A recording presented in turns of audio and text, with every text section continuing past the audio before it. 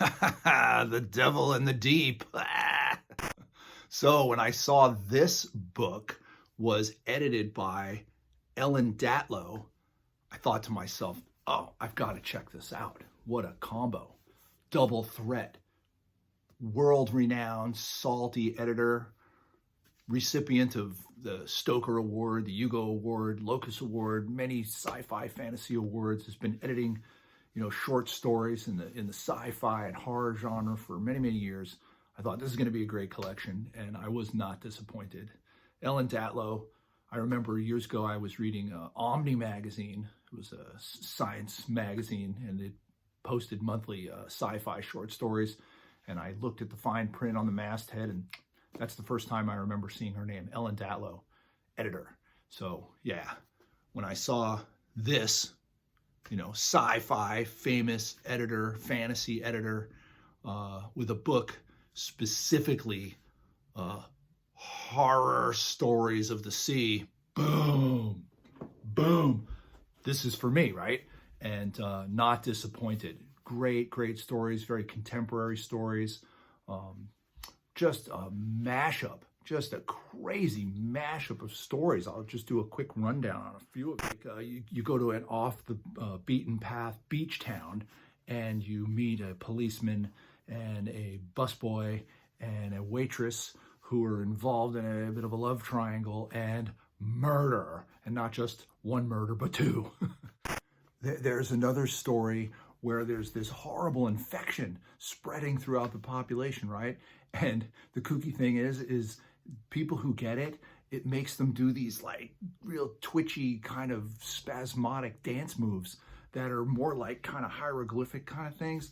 It made me think of like kids with their videos on TikTok these days. People just like suddenly break into this kind of crazy twitchy dance moves. And it's like, what the heck is that? But then as the infection spreads, these people become more zombified, and it's spreading rapidly. And what happens is the Center for Disease Control figures out that it's being spread by this algae or some kind of goo in the water that's being eaten by birds, and then it's being spread to humans through mosquitoes. And eventually these humans who are infected with it end up like on a full moon at the beach, and like monsters are coming out the ocean. So just like, wow, crazy cool short story there. There's one fun story about a woman who somehow mystically she embodies everything that you love about the ocean, So just imagine walking on the beach and having this pleasant kind of transcendental moment where the sun is setting and the waves are crashing and you're sort of walking with your feet in the sand. Just imagine that kind of feeling that you get, and all those elements that make the ocean so appealing and relaxing, and a place of reflection. Just imagine those kind of feelings, but they're like embodied in a person. And like everybody who sees this person, like, woo, like they just can't stop looking at her, and like people start glomming onto her, and she has to like run for her life, and it becomes kind of creepy and weird. Yeah, and there's this other tale about a skull, and it's in this house, and anybody who spends a night in the room with this skull starts hearing it and tuning into its messages, and then that story gets really like out of hand. There's one story in here by a lady named Alyssa Wong that I thought was just really good. And basically what happens is there's these women, they're in a relationship, and they are heading out to the coast to go to an old beach house that was owned by one of the women's parents, and the parents have both died. And of course, this is like a story of kind of a nostalgia and reckoning as they go through the beach house, and they, start to reflect back on this. One woman starts to reflect back on her life and her relationship with her parents, and it just becomes really creepy and really weird. And what you come to find out at the end, I'm not going to spoil it for you, but it leads you to another story by this same lady, Alyssa Wong. And I will just tell you the other story is called The Fisher Queen.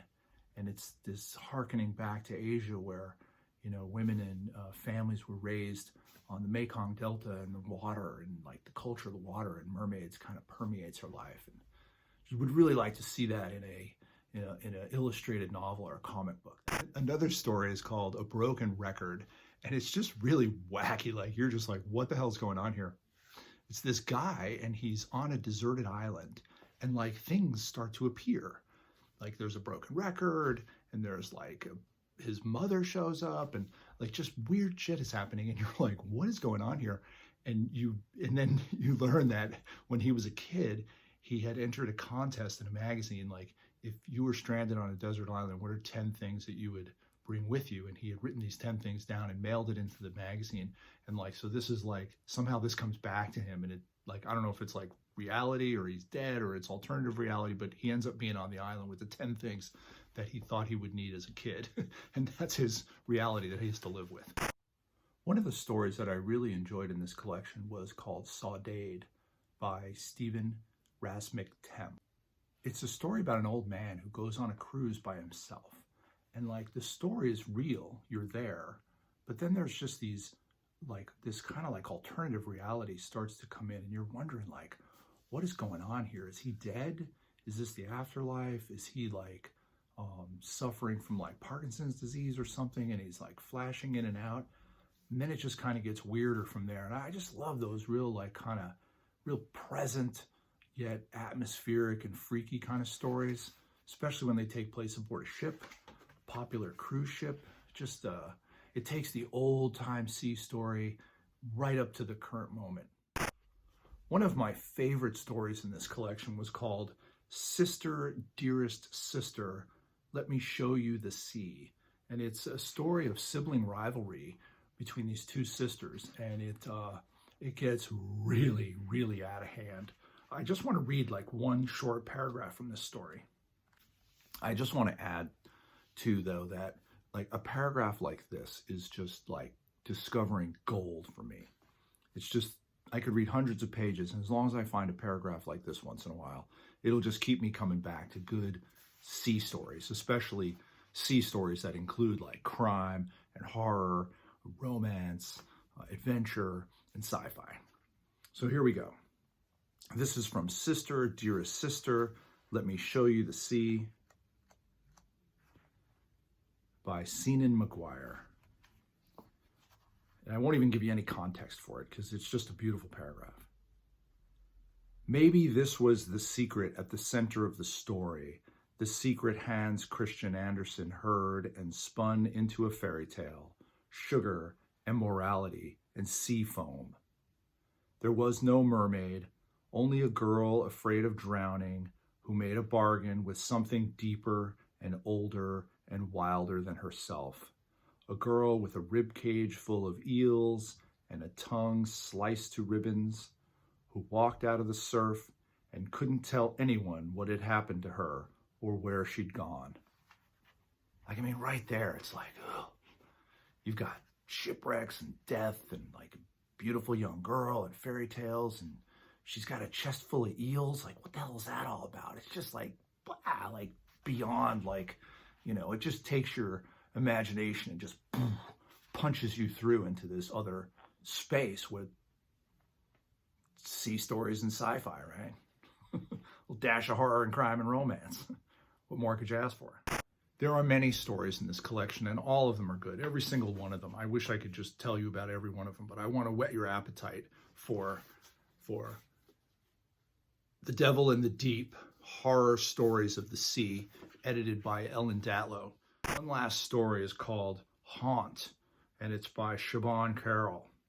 And it's just a story of like an old-time ship that's sinking out in the ocean. It's be racked by storms, and the crew is just like these kind of phantoms that are sort of bad guys and pirates, and, you know, passengers who are getting, you know, screwed over by these savage sailors gone wrong. And the ship doesn't just sink, it just slowly sinks. It's just this wreck, and there's a phantom ship, and it's just got all the creepy tropes that you love about sea stories and horror mixed together, and it's just told with this fresh new, you know, voice and this sort of atmospheric collection that just comes together for you. So if you like sea stories, I mean, duh, everybody likes a good sea story, and the only people who don't like a good sea story are those who haven't heard a good one yet.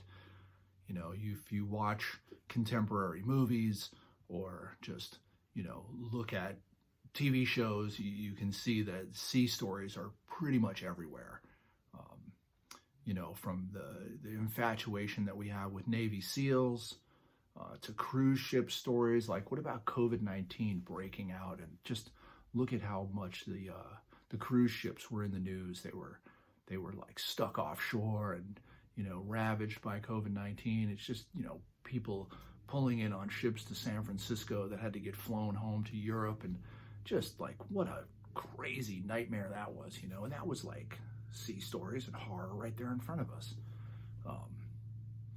You look at these classic movies like Captain Phillips or Jaws or, Midway, which came out recently. Just wonderful stories. Sea stories are much a part of our contemporary experience if you open your eyes. So thanks for joining me again today here on the Sea Stories and Science Fiction YouTube channel.